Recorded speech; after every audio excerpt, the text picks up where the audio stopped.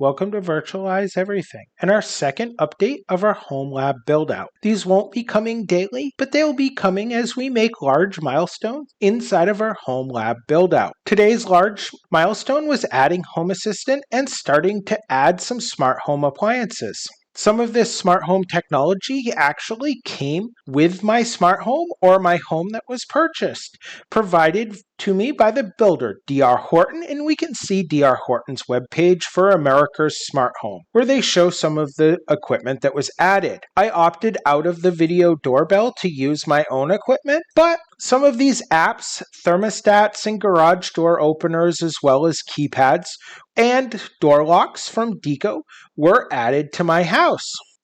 So with that, let's take a little bit of a look and look at some of the other features that were built out today. So the big one, is we were able to actually get Home Assistant installed on Proxmox here, and you can see that it has an IP address and kind of the resources that it's been assigned to. I also added some labeling to my home lab today, so I kind of knew where things were working. If you remember from yesterday's build out, in networks, I have a couple of VLANs configured, VLAN 11 and VLAN 12, and they're both attached to different bridges and attached to different things on my network. Each has their own independent SSID, and that is separating from my computers to my smart home appliances. So with looking at that, we actually set up Home Assistant on or connected to my smart home VLAN right here, which is going to be VLAN 12. So I kind of stick with the convention of setting up Class C networks, which is a 192.168.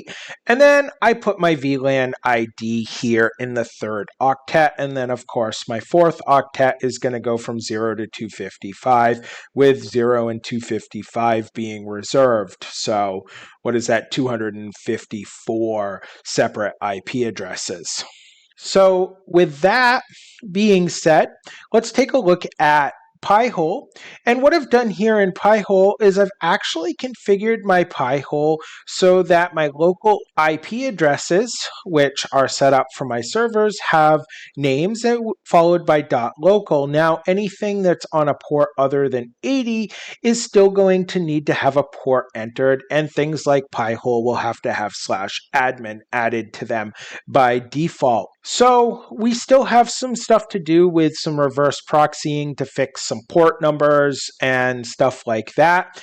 For browsing, I also want to work with certificates down the road so we can actually have full SSL encryption or end-to-end encryption as we move forward. But those are for later updates on this home lab build out. Let's get back to Proxmox and Home Assistant, which is really what this update is about. After all, I did today have smart home equipment installed by the Dr. Horton subsidiary company or partner company, I don't quite know which, that came out. They installed my Deco light switches, my garage door opener, my thermostat, and my door lock today, as well as this control panel that you see right here. Now, as we see, and when we're moving over here to my Home Assistant dashboard, only my Deco lights came in. That was a little bit sad, as I want to have some status updates about my door locks and my temperatures attached to my Home Assistant dashboard. You also can see that I only have 3 working Deco lights here out of the 5 Deco light switches that were provided by Dr. Horton. And that was told to me to be pretty common, where the light switches that I wanted to install in the locations I wanted to have installed, they had some problems. So I'm going to have to work with Dr. Horton to get a Sparky out here to make some wiring corrections.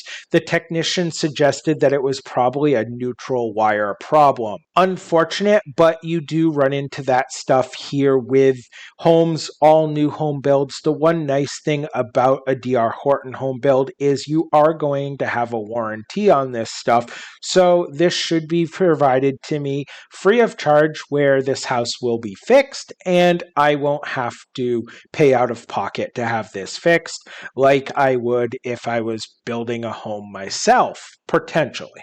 So with that and with subsequent updates here on this home lab build out and the smart home integration, I'm going to have to follow up once I get a Z-Wave adapter in the mail. I have ordered one from Amazon and I will bring you an update when that's attached, and I'll let you know if my smart home control panel, door lock, garage door opener, and thermostat are able to be integrated with Home Assistant. Sadly, I haven't had time to try my garage door opener, but my garage door opener is Wi-Fi.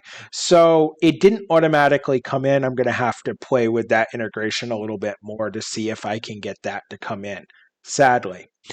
I hope you enjoyed this update about building out my home lab here in my new house, and I'll have more updates coming in the following weeks about what we're doing here so you can learn and see how I'm building out my home lab. I consider home labs to be highly personalized and don't expect you to build out your home lab in the same way I have, but I hope that you take away some things from the way I've done it and find some projects for yourself in your own home lab. As always, consider liking, sharing, and subscribing to get more content from Virtualize Everything, both on our new home lab build out, as well as other tutorials related to virtualization and home lab in general. As always, have a good night.